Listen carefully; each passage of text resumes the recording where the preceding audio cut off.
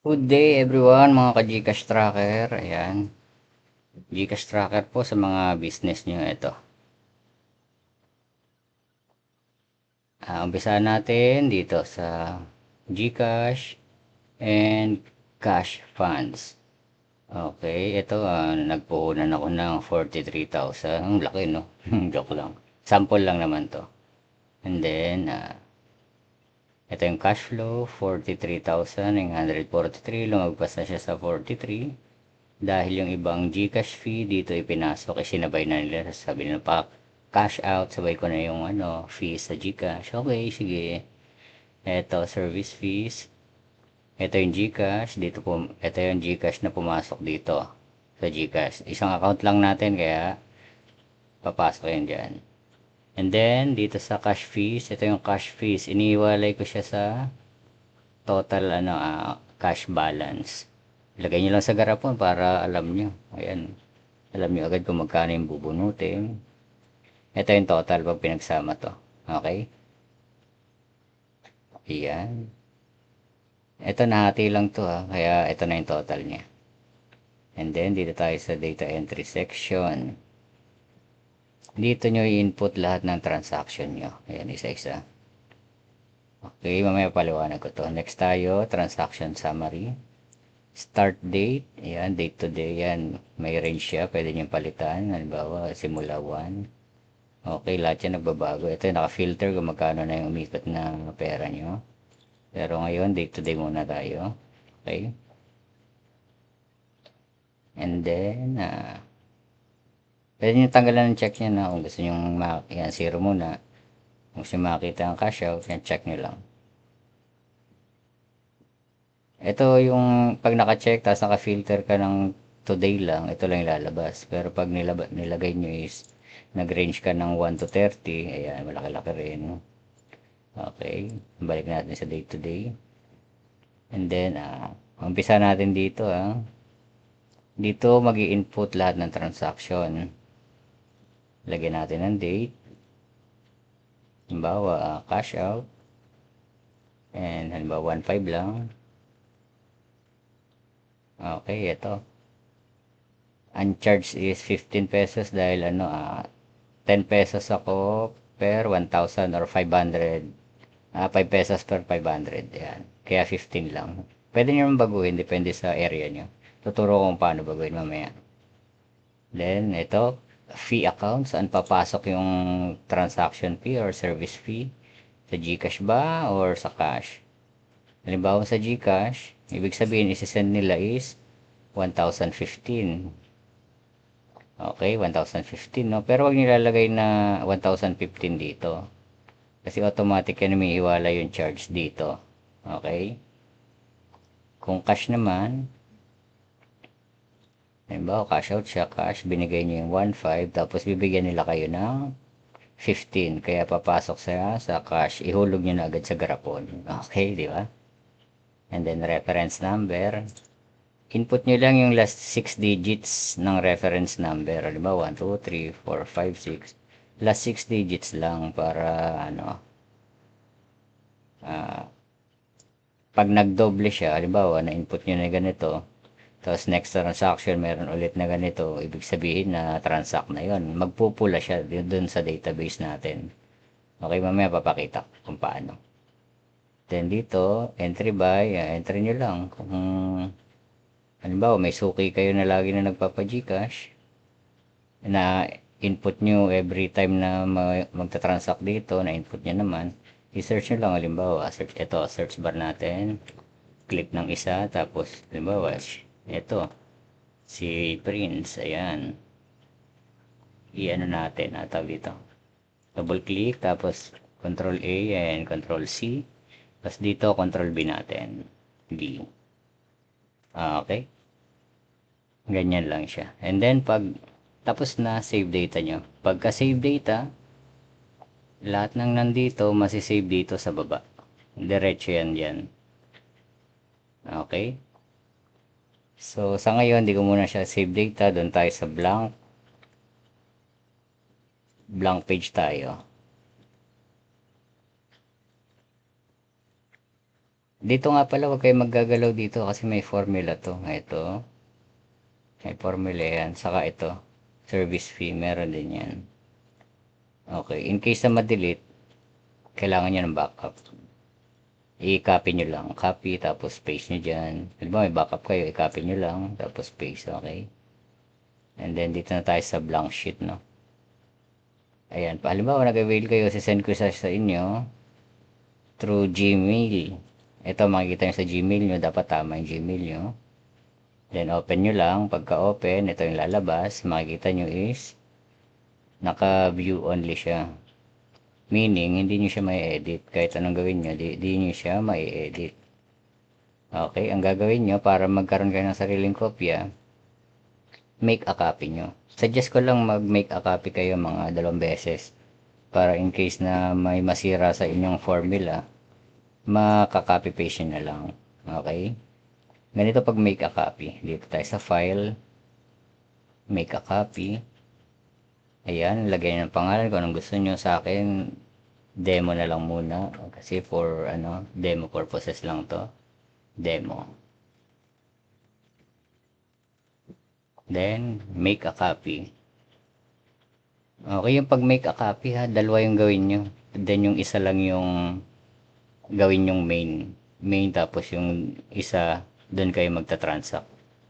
Okay, ngayon wala tayong laman na cash, no? Sa cash funds and Gcash balance, wala. Ganito, dito nyo, huwag kayo gagalaw dito, dito nyo i-input lahat sa funds. Yung Gcash and cash balance. Okay, ito. Maglagay tayo, halimbawa, ng day to day.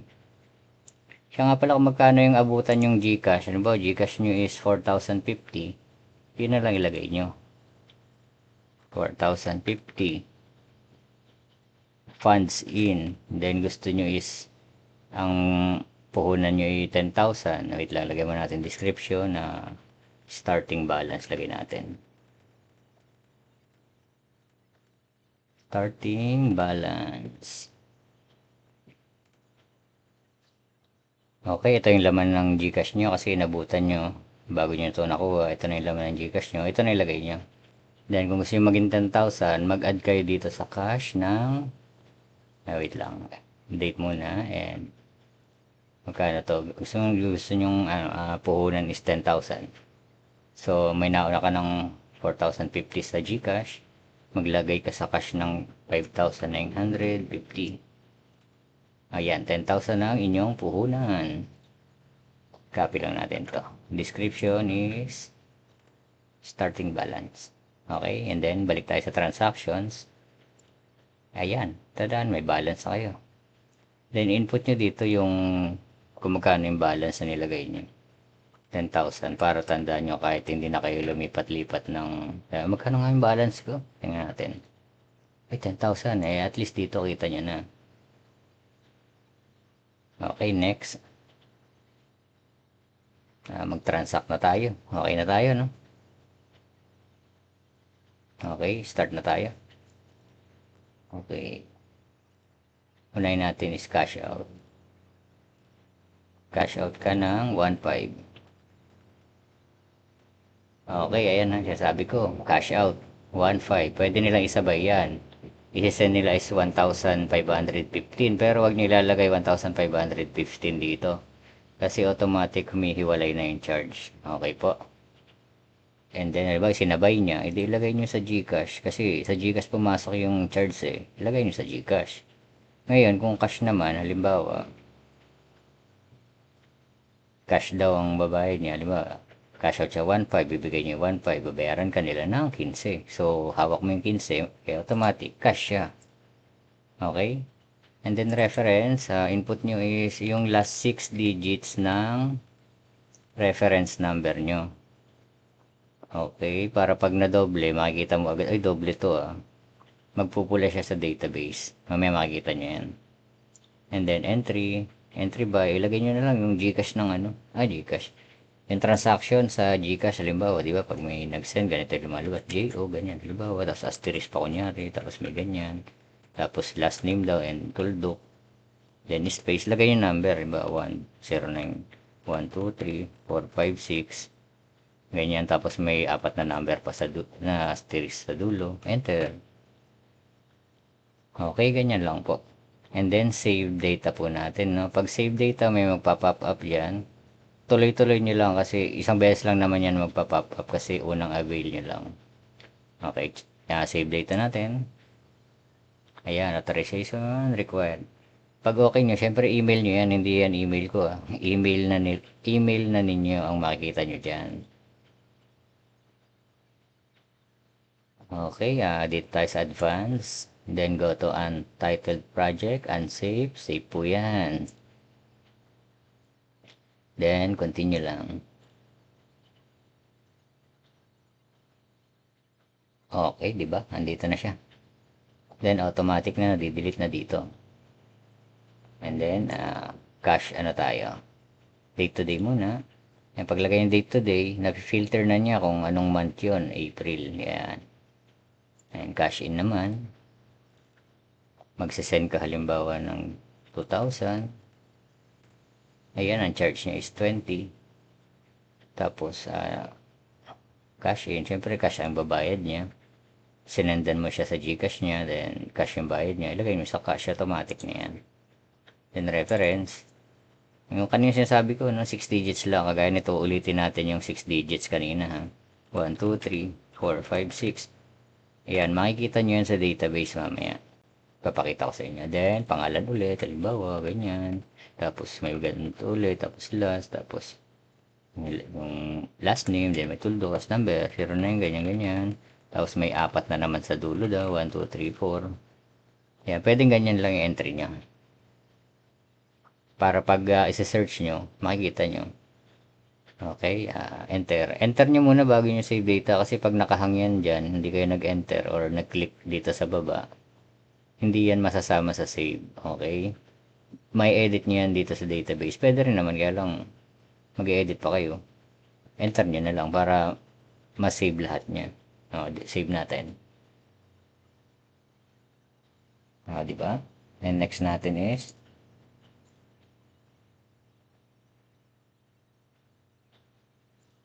load. Ayan, makikita nyo dito yung amount.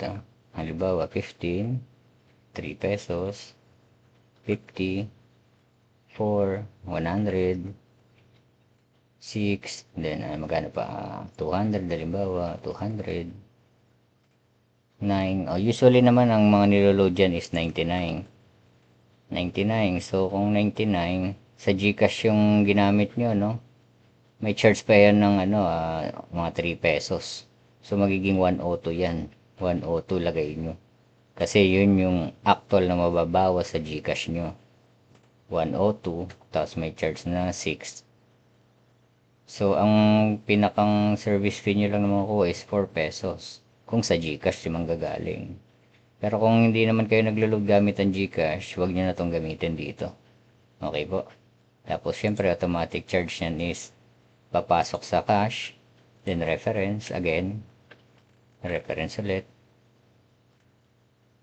Tapos, lagay nyo lang load. Tapos, enter. Tapos, save data. Okay. Ganyan po siya. Then dito, bihira naman tong bills and bank transfer, bihira lang yan. Pero gagawin pa rin natin. Halimbawa is 1.5 naman. 1.5, ipapasa nyo sa bangko.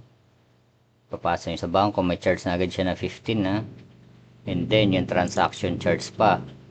Pag transact nyo Gcash to bank. Halimbawa 15 or 18, ilagay na lang natin 15. Ayan, so ang charge niya is 1,530. Automatic na cash yan papasok.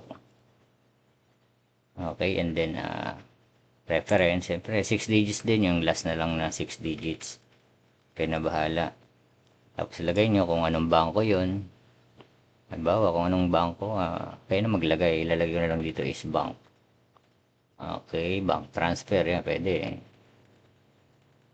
Yan, okay. Pwede nyo ilagay yung specific kung alam nyo naman. And then, save data na natin dito. paliwanag ko lang, itong cash fee, ayan, ito yung diretso sa garapon na. So, itong transaction fee, ito, isasama nyo sa cash nyo. Okay, ulitin ko po ha, itong service fee, ito yung diretso sa garapon nyo kung naghihiwalay kayo ng mga transactions charge. Ito, diretso sa garapon, ito sa cash balance nyo, isasama dito. Okay, save data muna natin. Ayan, nandito na siya. Then next, ano nang pinakahuli? Bills and payment. Amount is 1.5 din. Sige, 1.8. 1.8. So, 20 na agad. Halimbawa, nilagay kung anong bills yan. Halimbawa, electricity. Electricity. Kayo na bahala kung anong company ilalagay nyo dyan. Kung anong company ng kuryente yan. Tapos, pag may transaction fee, halimbawa 10 pesos, lagay nyo. Tapos reference number again, 6 ulit. Makikita nyo naman, 6 para ano, yung number dito is lahat 6 digits, ayan o, consistent, ayan. Tapos cash yan papasok yung service fee. Ulitin ko lang ha, itong service fee, paghihiwalayin nyo to ha, ito service fee talagang sa diretso sa garapon yan kung hinihiwalay nyo yung charge. Then itong 10 na transaction fee, kasi mabawas yan sa GCash mo eh. Mabawas yan sa GCash mo. Isasama nyo siya sa cash mo. Okay? Then, kompleto na to ha. Save data na tayo. Okay. And then, ano pa next natin? Cash, ano tayo? Cash out. Halimbawa lang cash out, ang laki nung kinash out ni customer, 9,000 halimbawa. Mauubusan ka ng pang cash out, no? 90 pesos. Tapos yung charge daw is ipapasok sa GCash, isasabay niya na. So 9,090 ang dapat ma-receive nyo sa kanya. Ayan no, 9,090 GCash. Okay? Para magkaroon naman to ng laman. Okay, 6 digits ulit. Then, entry by cash out. Halimbawa, ayan, ipapasok natin dito yung search. Tingnan nga natin kung papagagana. Bank ang lagay natin. Halimbawa, bank. Si bank. Ayan, ito siya oh. So, i-copy paste nyo lang. Halimbawa, copy. Pero dito sa unang to, hindi kayo pwede mag-copy kasi may formula yan. So, ang gawin nyo na lang kung mahaba, kopyahin nyo na lang dito.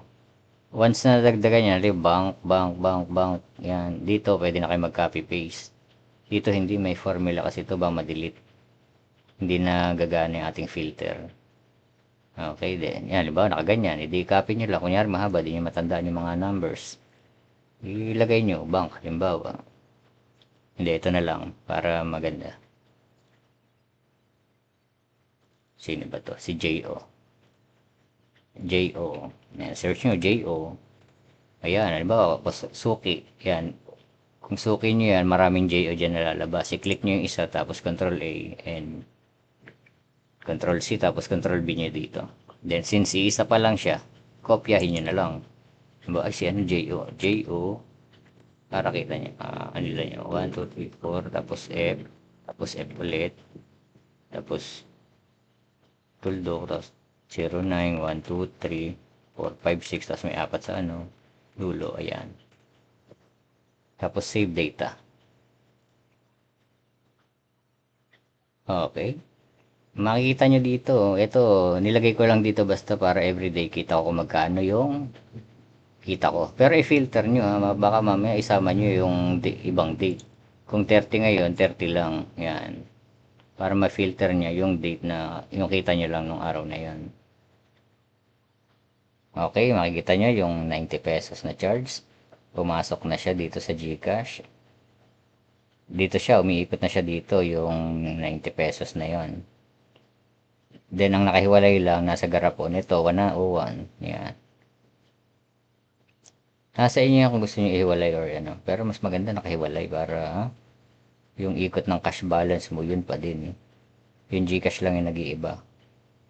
Okay? So, wala na tayong cash balance. Wala na tayong pang cash out. Withdrawin nyo na to. Di ba? Punta kayo sa grocery or kung saan man may ATM. Punta kayo sa funds. Kunyari, na-withdraw nyo na. Doon sa walang charge, ha? Na-withdraw niya, walang charge. Doon sa kung anong bangko yon. Dito muna tayo. Date. Funds out naman. Diba, 8,000 na winidraw nyo kasi 9,000 to eh. 8,000 lang. Para may sobra ka naman. May balance ka. 8,000. Okay. Ano bang move to ano? Ilagay natin is move to cash. Yun na lang. Move to cash. So, move to cash. Automatic. Lagay nyo dito. Sa funds in naman. Kung dito nag-funds out ka, mag-i-in ka dito. 8,000. Ngayon, kung gusto nyong magdagdag pa ng puhunan, input nyo lang ng input dito, funds in, funds in, funds in. Ngayon, kung emergency, halimbawa, kailangan nyo yung cash, i-out nyo dito. Pero, pagka-out nyo dito, tingnan nyo yung puhunan nyo kung magkano. Dapat magbago rin kayo ng puhunan dito kung magkano yung natira. Baguhin nyo dito. Okay. Nasa funds tayo, lagay natin na from Gcash funds. Lagay natin gano'n na lang. From Gcash funds. Okay, so 10 pa rin, no? Diba? 10 pa din. Pagbalik mo dito, 10 siya. Ito, nag-withdraw ka ng 8. So, yung 8, dito mo nilagay. 10 pa rin siya. Pag hindi ito tumali dito, ibig sabihin may error. Hanapin nyo lang. Kumbaga, ibig sabihin yung 10,000 ba, nabawasan, 9,000 ba? Ang puhunan mo is 10 naging 9. May error ka. Okay. Ito naman, halimbawa may hindi ka nalagay dito, hindi mo napindot. Wait lang, punta tayo sa database. Ito muna tayo, database muna tayo. Mamaya ko talakayin yan. Halimbawa, ito hindi nyo nalagay. Cash yan, tandaan nyo. Ay, makikita nyo dito. Uy, hindi ko nalagyan pala to. Teka, paano ko i-edit yun? Doon ka punta sa database. Siya nga pala, huwag kayong mag-i-edit dito. Kasi may isa lang magalaw dito, lahat yan mawawala. Check natin ha. Okay, then, makikita nyo to, huwag nyo to i-delete. Ito yung pinaka, nandito yung formula. Andyan siya ha. Then, kung gusto nyo bumalik, kung ano yung na-enter nyo dyan, delete nyo lang. Okay. Then, punta tayo sa database. Edit natin ulit dito yung cash para bumalik siya doon. Ngayon, ito yung sinasabi ko, dapat na mag-stick lang kayo sa 6 digits ng last 6 digits ng reference number. Kasi pag naulit yun, iba-iba scenario. Minsan, pwede nagkamali lang kayo. Yun yung na-input nyo, yung recent na nag-cash out. Tapos, yung may dumating, na-enter mo ulit yun. Tapos, or, may isa pa. Nag-cash out siya, halimbawa, ito yung reference, ibang tao, tapos may dumating na namang ibang tao, ito yung reference, nako, modus na yan. Pero hindi naman nangyayari yan, pero bihira-bihira. So, pwede yung magkamali ka lang, okay. Pero kung nagkamali lang, edit lang natin. Stick pa rin natin sa 6 digits. 6 na ba? Kaya tingin makita. Ito, yan. Pag hindi na magkatulad yan, puti na yan. Okay? Then dito may mga formula din. Huwag nyo nang galawin to. I suggest huwag galawin. Then kung natapos na yung buwan, may make copy kayo nung last transaction. Diba sinabi ko magdalawang kopya kayo. I-make a copy nyo again yung kasunod para may backup kayo ulit. Okay? Tapos ito, i-save nyo na lang. May nalilimutan pa ba tayo? Sa transaction fee naman tayo. Ayan, nakahide yung mga service fees ko eh. Ito, service fees. Ayan, ito siya. Ito lahat naka-filter na. Kung mga may gagalawin kayo sa charge, kung yung mga normal charge na every 1,000 is 20, ito nyo lang babaguhin. Halimbawa, Ito, pag 500 is 10 na. Eh, di lagay nyo 10. 10. Then, pag 10, tapos next is 20. Tapos 30. Tapos 40. Ayan, sunod-sunod lang. Basta pag naumpisa nyo dito, isagad nyo hanggang dulo para tama yung filter. Okay po. So, ito for demo lang naman. Ibalik ko muna sa dati. So, pag binago nyo to, baguhin nyo rin to ah. Ito, tapos dito sa bills payment, up to you kung babaguhin nyo pa rin. Andito nakapasok yung bills payment. Saka andito rin yung sa bank transfer, baguhin nyo na rin. Kung gusto nyo lang naman. Tapos ito yung, ano ba to? Sa load. Pwede nyo ilagay dyan 5 lahat. Pag, ano ba, 5 lahat. Pag nag 100, gawin yung 10. 10 ang charge. Nasa inyo na yan. May range naman siya. Ayan, ano ba, 30 pesos to 60. Gawin yung 10. Pwede. 5 muna, 5. Tapos, pag nandito na, gawin yung 20 na. 20. 10. Nasa inyo kung anong gusto nyong, charge para sa load. Pero kung sa retailer SIM naman yung gamit nyo, huwag nyo nagalawin yung load para hindi na kayo, malito pa. Balik ko lang. Okay na po ba tayo? Meron pa ba? May nalilimutan pa ba? Okay, dito pala, i-check natin to kung magkano na yung cash in nyo. Ayan, 2,000. And magkano cash out. And cash bills payment, bank transfer, load. Okay. Ayan, yan lang po yan. And kung gusto nyo kunin lahat ng summary ng simula 1, ito, wala na to, blank na kasi ito yung unang page pa lang. I-click nyo lang yan, tapos 1, tapos lahat dito, simula nung 1 to 30, magto-total na siya dito. Okay po? So, for today, ang kita pa lang natin is 166. Ayan lang po. And then, delete nyo lang to pag okay, pwede nyo hindi yan i-delete, pero pwede nyo dito kayo magdi-delete yan. Delete nyo lang. Ayan, lalabas na lahat yan dyan. Then, ito, naka-filter tong mga to, dito siya. Ito, naka-connect siya dito sa database na to. Ito, ayan. Kaya, pag napuno yan, humahaba din yung database, yung dito. Humahaba yung info dito. Okay, may nalimutan pa ba tayo? Isa-isayin pa natin. Dito sa may mga sari-sari store, dagdag ko na lang to. May mga sari-sari store, pero depende sa'yo. Ito, maliit na tindahan lang naman. Dito ako nagbabawas ng capital since dito ako nag-input lagi dito sa total. Halimbawa, ang kita ko is, binilang ko isang araw, 3,000, ayan. Dito tayo sa bakante, halimbawa, wait lang. Ito kahapon, tapos ito yung ngayon. Ito ngayon, date. Halimbawa, kita nyo, lahat yan magkakaroon na yan. Andito kasi 80% dito. Check ko nga, wait lang. Yes, 80%. Tapos dito is 15%. Tapos dito is 5%. Ito yung pinakang capital na lagi kong binabalik. And then pag kukulangin pa, syempre kukuha ako dito sa 15%. And then, ang pinakang tubo ko, ito nakatabi lang din to, no? Itong 15%. Then, ang pinakang tubo ko ito. Ito yung aking itinatabi. Panggastos, pang kailangan, may bibili na maliit na bagay lang, ganyan. Okay. Dito kasi kaya may 15 to, meron pa kasi kami binabayaran, kaya dyan ko rin kinukuha. Okay, halimbawa, 4,000, 5,000 ang kita mo. Lagay mo dyan. Automatic, lalabas na dito yung pinakang capital mo. Ito yung tubo. Pinakang tubo pa. Ito yung 5%. Kaya medyo malaki pa. Dapat nga 10% lang to eh. May binabayaran pa kasi ako. Kaya, habol lang. Babalanse lang natin. Hanggang sa maubos yung bayarin, yan. Pwede na natin gawin niyang 10%. Naka 15 to 15, tapos 5. Yan. 5,000, kita ko ngayong araw, halimbawa. Yan. Automatic na yan, ha. So, yung 5,000, babawasin ko yung 750, then at 250. So, ang babalik ko sa capital is 4,000 lang. Ayan, ganyan ako magbilang sa aking tindahan, maghati.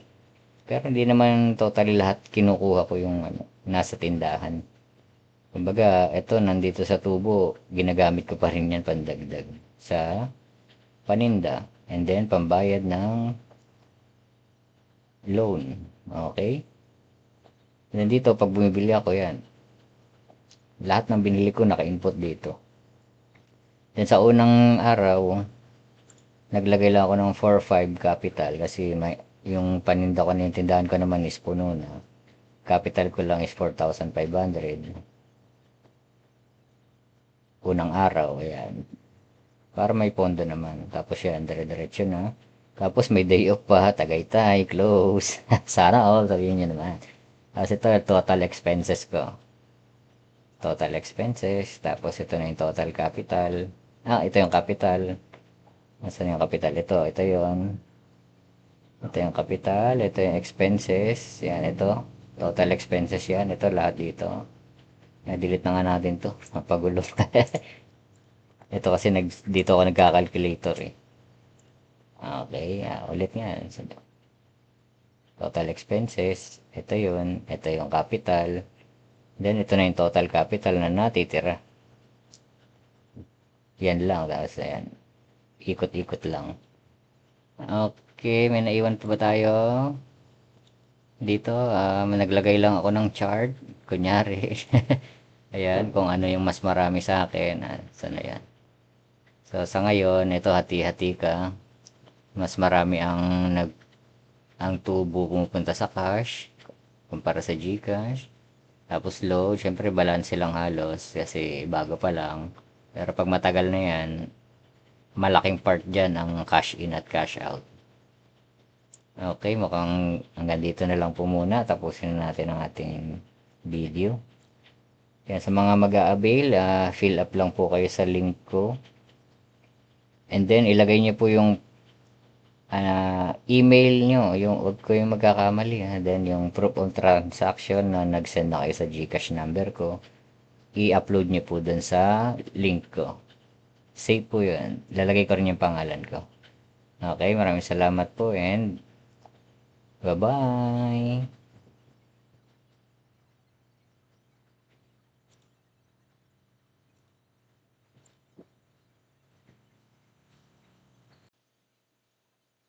Okay guys, dagdag ko lang dito sa funds. Ayan, every time na mapuno na yung Gcash nyo, withdraw nyo lang, funds out, then lagay nyo dito. Ngayon, then pag mag-add kayo ng cash or Gcash, funds in lang. Halimbawa, nag-send kayo, Gcash ng iba, sinend sa'yo, additional sa pondo mo, dito mo input. Funds in, ayan. Para madagdagan. Then kung magkano na yung total, wait lang, kung dito naman sa cash, magdagdag ka ng puhunan, may extra budget ka, halimbawa 10,000, lagay mo dito. Okay, funds in. And then, dapat yung balance nyo, lagi nyong i-check, yung total. Halimbawa, lagpas na kayo sa 10,000, naging 15, gawin nyo tong 15 para alam nyo kung magkano na yung nadadagdag nyo. And then, kung emergency, kailangan nyo mag-send kay kay kapatid, halimbawa, funds out, send to kuya, ate, ayan, funds out, lagay nyo dito. Halimbawa, 5,000 or magkano, halimbawa, 1,000 lang kasi 1,000 bala, send nyo dito. Funds out, 1,000, send to kuya, send to ate. So, nabawasan ng 1,000, edi gawin nyo 9,000 lang dito. 9,000 na lang puhunan ko. Okay, and then, dito naman sa cash, nangailangan ng cash. Ate, si kuya, pera muna ganito. Ate, pera muna ganito. Halimbawa, hiniram niya is 5,000. Lagay niyo dito. Hiniram ni kuya, okay? Ngayon, ano ba to? May mga input na kayo dito. Halimbawa, humaba na yan. Humaba na yung mga funds in and funds out nyo. Huwag kayo magdi-delete dito sa gitna. Kasi masisira ang inyong cash flow. Tuloy-tuloy po yan. Huwag po kayo magdi-delete dito sa cash flow. Kahit nga dito sa umpisa, huwag nyo i-delete eh. Kung sakaling ibabalik nyo lang yung 8,000, i-funds in nyo. Diba? Babalik nyo yung 8,000. May nag-funds out ng 8,000. i-funds inyo. Halimbawa, dito naman sa cash, may nanghiram 5,000. Halimbawa, nanghiram 5,000. Tapos binayaran nila bukas. E di enter date kinabukasan. Halimbawa, bukas. Yung date ng umaga na yun, nagbalik siya. Lagay nyo yung date. Tapos kung magkano yung hiniram niya, ibalik nyo lang dito. Para yung cash flow nyo is tama pa rin, tuloy-tuloy. Okay? Yun lang po muna ulit. Dito na po natin ulit tapusin. Dinagdag ko lang yan. And maraming salamat. Siya pala nagagalaw to ha.